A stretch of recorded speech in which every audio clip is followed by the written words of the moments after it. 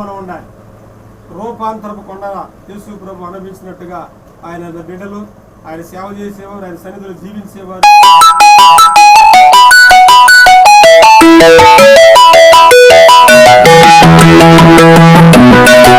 తెలియజేస్తున్నాను.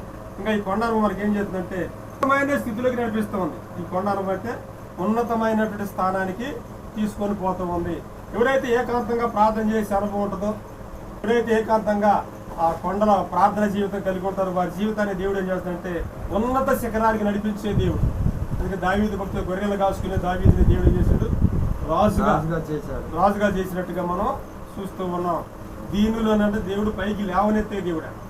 ఈ విధంగా ప్రార్థన జీవితం మనకు ఉన్నప్పుడు, ఈ కొండ అనుభవం ఉన్నప్పుడు అలాంటి వారిని దేవుడు ఉన్నతమైనటువంటి స్థితిలోకి నడిపించేటువంటి ప్రభువుగా మనం చూస్తూ ఉన్నాం. కానీ ఇక్కడ చూసినట్టయితే ఆ కొండ అనుభవం మాత్రమే కాకుండా ఈ యొక్క